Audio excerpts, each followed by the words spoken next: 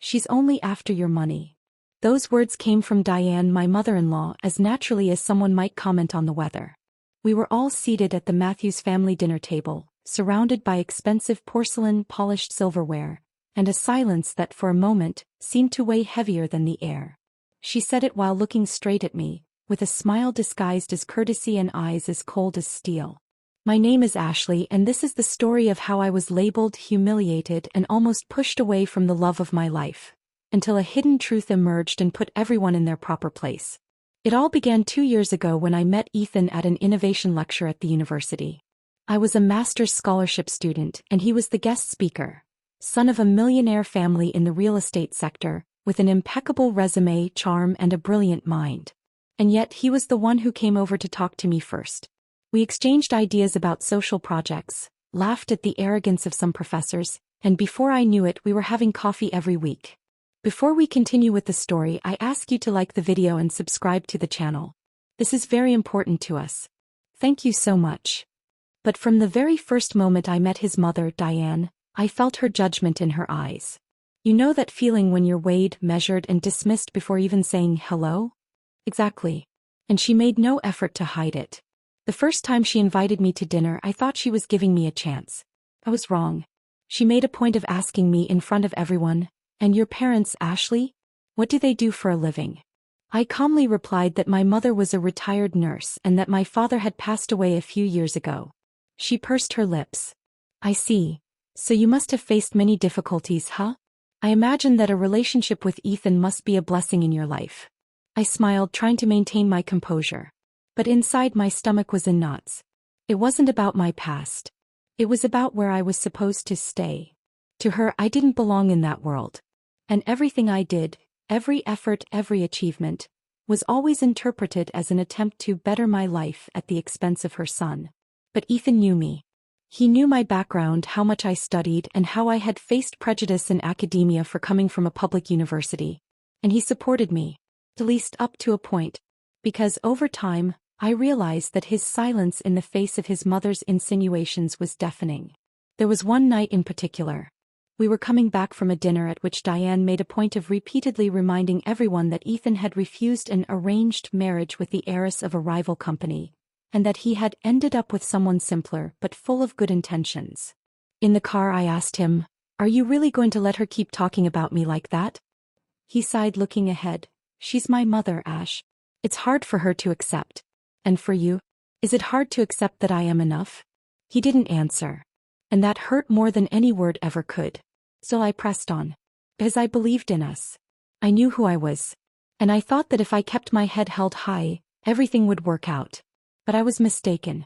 The dinner that changed everything happened on Ethan's father Gerald's birthday. He was the opposite of his wife. Discreet, observant, and rarely offered his opinion. The table was full. Siblings, cousins, family, friends. And I, sitting next to Ethan, trying to smile as if my presence there were welcome. In the midst of the toast, Diane stood up to thank everyone for being present, and decided to use the moment to, once again, throw in some veiled barbs. "I'm very happy to see everyone gathered. Family is the foundation of everything. And I hope that each member here knows how to value their roots, and protect themselves from outside influences that sometimes come close for reasons not always pure." Silence fell again. I felt the color drain from my face. I looked at Ethan, expecting some reaction. But he simply looked down, embarrassed. Then she continued, "Don't get me wrong. Some people just don't know what it means to have money. And they end up being enchanted by the idea." She looked at me, smiling. "But true love always withstands that kind of test, doesn't it?" I opened my mouth to respond, but before any word could escape, Gerald banged his hand on the table forcefully. Everyone turned to him, surprised. The expression on his face was of contained anger, a kind of anger that no one there seemed to have encountered before. And then he said, "That's enough, Diane. That's enough, Diane." Those 3 words, uttered by Gerald, were like thunder in the brightly lit hall. Everyone fell silent. Even the silverware seemed to hush. It was rare to see Gerald speak, let alone assert himself. He was the type of man who observed, kept things to himself, and only acted when something went too far. He pushed his chair back and stood up. The tension in the room was almost tangible. Diane still wore that fixed smile as if she expected it all to be a joke. But it wasn't. You have been humiliating Ashley for months, he continued, staring fixedly at his wife. And I put up with it. I put up with it because I thought it was a phase, that you would let your pride go and see who she really is. But no. You chose poison. You chose judgment. And worse, you chose to do it publicly. Diane opened her mouth to retort, but he raised his hand. No. You will listen. That was a blow. She was used to controlling the narrative. Interrupting. Asserting herself. But not with him. And for the first time I saw something on her face I had never seen before. Fear. Not of me but of the truth that was about to come out. Then Gerald turned to me. Ashley, may I? I nodded, even though I had no idea what he was going to say. He took a deep breath. What no one here knows, and that you, Diane, made sure to ignore, is that it was Ashley who saved our expansion project last year. He pointed to Ethan, who now looked as surprised as everyone at the table. When Ethan had that crisis with his partner, it was Ashley who helped him restructure the presentation, who reviewed the legal documents, who found the clause that saved the company from losing $2 million in assets. How do you know that? Murmured Diane, pale. Because I was in the room, Diane. Because it was Ethan who called me to thank me. And it was she who refused to be mentioned. She didn't want credit. She didn't want the spotlight. He just wanted to help. My eyes filled with tears. I remembered that night. Ethan arrived late, exhausted, grateful. He said that my support was essential. But I never thought he would mention it to his father. I had remained silent until now, Gerald continued, because I thought it was my son's role to defend the one he loves. But his silence turned into cowardice. And yours into cruelty. So, if no one is going to speak the truth, I will. Diane shook her head, stunned. You're being deceived. She only wants money, interrupted Gerald, raising an eyebrow. Funny. Because it was you who asked me to transfer $150,000 to your indebted brother without telling anyone. Who created a fund in the name of our oldest daughter to hide it from the tax authorities. And yet you feel entitled to judge someone who never asked you for anything. The silence now was one of shame. Diane's face hardened. For the first time I saw her mask beginning to crack. She turned to Ethan. And you? Are you going to let him talk to me like that? Ethan still hadn't said a word. He looked pale, clearly torn between his parents, and perhaps between the comfort of neutrality and the responsibility to take a stand. Ethan, say something, I whispered, my voice choked. He looked at me. In my eyes. And then he looked away. He said nothing. That hurt more than anything. The pain was not just from Diane's words. It was from seeing that even in the face of an unvarnished truth he chose silence. Chose omission. Chose to keep the peace at the cost of my dignity. I got up from the table, my hands trembling, trying to take a deep breath. I looked around, surprised faces, some embarrassed, others pretending not to see. The same pattern as always. No one wanted to get involved. No one wanted to confront the Matthews family empire. I didn't come here for money, I said, trying to hold back my tears. I never asked anything from anyone. I only wanted respect. I only wanted to be treated as an equal. But I think that's too much for this place. Ashley, Gerald began, but I gently raised my hand. Thank you, Gerald. But I'm done. I've put up with humiliations, insinuations, silences. I thought it was worth it. But you know what I realized today? Everyone was now looking at me. That if I have to fight every day just to be accepted, it means I was never truly welcome. And I refuse to beg for a place where I'm not respected. I turned to Ethan one last time. When you're ready to truly love someone, and not just when it's convenient, maybe you'll come looking for me. But until then, I'm leaving. Not because I lost, but because I finally understood my worth. And then for the first time I left that house with my head held high. When I left that house, my heels hit the marble entrance floor firmly, as if marking the end of a chapter in my life. I didn't look back. Not out of pride. But because I knew that if I did I might hesitate. And I could no longer hesitate. That night I went to a friend's house. Jessica, my college buddy, who always said that my biggest problem was insisting on fitting into a place I was never meant to belong. She opened the door without asking anything. She just hugged me and said, finally. In the days that followed I cried. I won't pretend I was strong all the time. I cried for the disappointment. For the love I thought was solid that crumbled before me in silence. I cried for the energy I wasted trying to prove my worth to people who had already decided I was nothing. But after the tears, came clarity. I needed to change my focus. And for the first time in a long time, the focus would be me.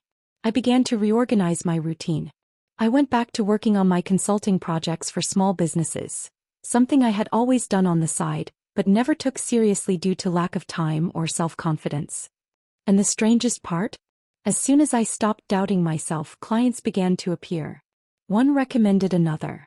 And within 2 months, I had my own formal microenterprise with a website, a robust portfolio, and an initial income higher than I had imagined. It was as if the universe were saying, "See? You just had to stop demeaning yourself." But life still had surprises in store. One day I received a call from an unknown number. I answered cautiously. "Ashley? This is Gerald." For a moment my heart raced. Thought about hanging up. But I took a deep breath. "Hi Gerald. Sorry to bother you. I know you distanced yourself for more than just fair reasons. But I need to tell you something." I remained silent. "I got divorced from Diane." The words floated in the air like a stone slowly sinking into a lake. "I wasn't expecting that," I began, but he gently interrupted. "Neither was I." But after that night something shifted inside me. I realized that I had been trying for years to maintain the image of a happy family when in reality we were only an appearance. "You opened my eyes, Ashley. And I am grateful for that." I was at a loss for words. It was the last thing I expected to hear. "There's one more thing," he continued. "The project for the new unit of the Family Foundation is going to move forward. And Ethan, well, he's out. He said he needed some time away from the business. He's in another city rethinking everything. But I wanted to make you an honest proposal. No strings attached." "What kind of proposal?" "I want you to lead the strategic planning for the new unit.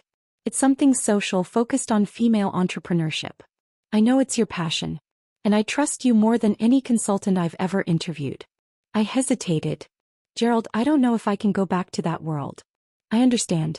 Just think about it. And if you don't want to, that's fine. But I want you to know that, to me, you've always been more than enough." I ended the call with a divided heart. Part of me wanted to leave all this behind for good. But another part, the clearer one, knew that this was different. It wasn't about proving anything to anyone. It was about using what I knew in my own way on a project that made sense to me. I accepted. In the following months, I dove into work like never before. I created a full impact plan with measurable goals, partnerships with local NGOs, and a microcredit model based on empowerment and mentoring. And something unexpected happened. I started appearing in articles, invitations to speak emerged, and my name began circulating among true leaders. Not those who inherited power, but those who built it with purpose. It was during that period that I received an email from Ethan. It was short and to the point. "Ashley, I saw everything you're building. I wanted to say that I'm proud of you, and that I'm sorry for not defending you when you needed it most. I was weak, a coward, but I learned. And if you ever want to have coffee, I'll be around." I closed the email and stared at the screen for long minutes. I didn't cry, nor did I smile. I just felt an odd peace. As if finally all the pieces were coming together. Because it wasn't about him. It never was. It was about me. About the woman who finally stopped asking for permission to exist. The inauguration of the new foundation unit was scheduled for a Friday night.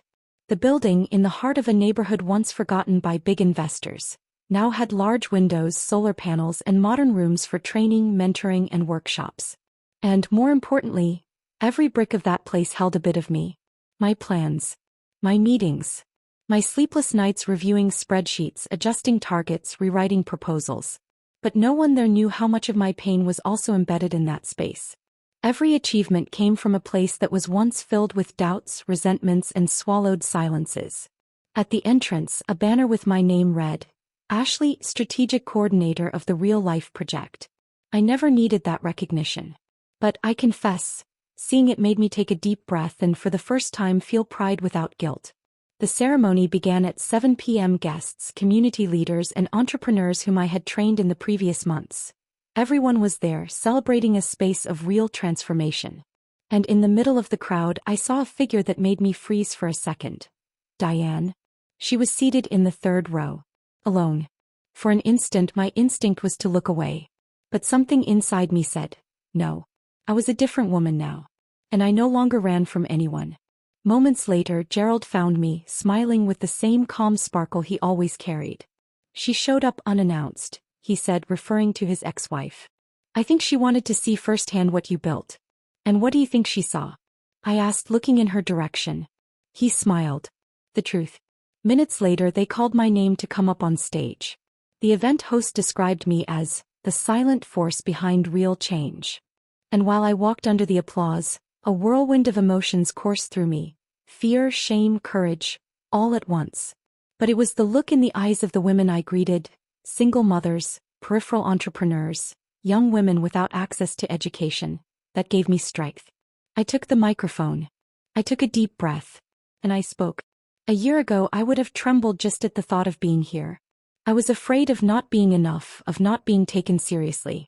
And for a long time, I allowed external voices to define my worth. Voices that called me a gold digger, an opportunist, an interloper in a world that wasn't mine.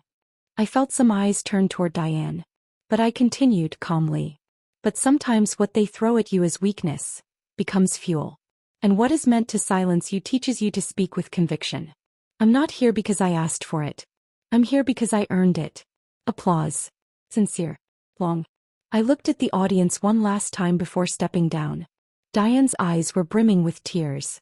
And when I approached her, she stood up. Ashley, she said hesitantly. He was wrong. She seemed smaller now. Without the high heels of arrogance. Without the veneer of superiority.